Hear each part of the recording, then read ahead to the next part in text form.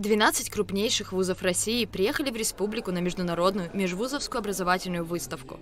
Технические, гуманитарные, медицинские. Выбор направлений для абитуриентов разнообразен.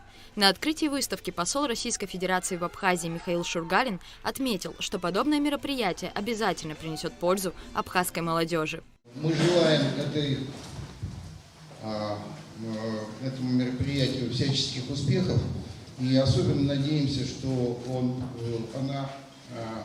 выставка, это мероприятие будет очень полезно абхазской молодежи, у которой будет прекрасная возможность ознакомиться с возможностями российских вузов и выбрать для себя конкретный вуз и конкретную специальность.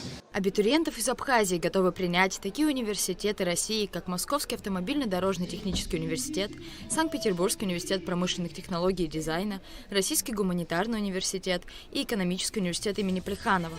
В рамках выставки пройдут мероприятия не только для учащихся, но и для преподавателей Абхазии. Здесь у нас представлен технологический университет из города Королева, это предприятие Роскосмоса.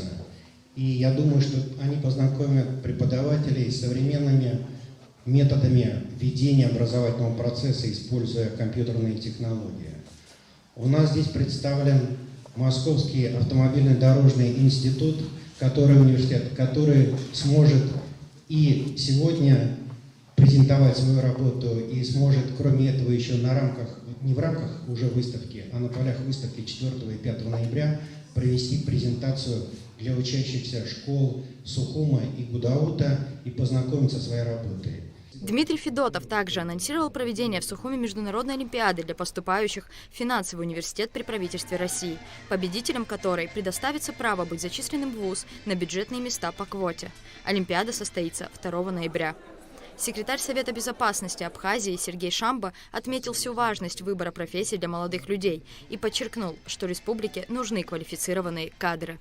Дерзайте, учитесь. Будущее Абхазии в ваших руках. Скоро вам предстоит решать важные задачи, стоящие перед нашей страной. Поэтому нам нужны хорошо образованные молодые люди.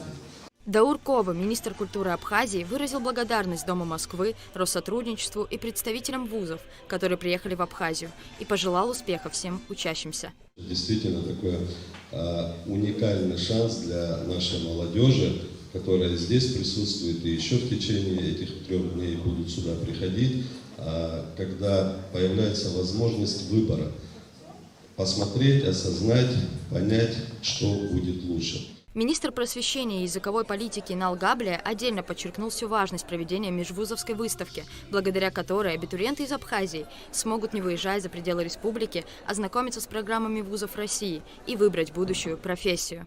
Такой формат очень полезный для и абитуриентов, и для представителей вузов, поэтому мы только поддерживаем этот формат. Благодарю Россотрудничество как организатора, и мы как партнеры будем обязательно содействовать межвузовскому общению. Государство – это в первую очередь человеческий ресурс. Инал Габлия также отметил, что Абхазии необходимы профессиональные и квалифицированные кадры. Подобные мероприятия значительно помогают в данном вопросе. Это специалисты, которые будут возрождать и строить нашу экономику.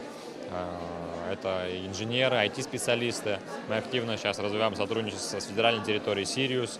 Как вы уже знаете, мы уже несколько лет отправляем туда своих студентов. У нас есть партнеры в МАДИ, один из ведущих вузов в автомобильно-дорожном строительстве.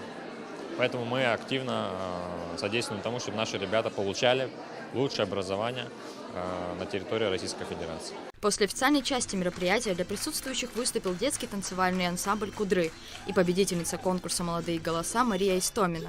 А в завершении торжественного открытия Михаил Шургалин, Дмитрий Федотов и Инал Габлия перерезали красную ленточку.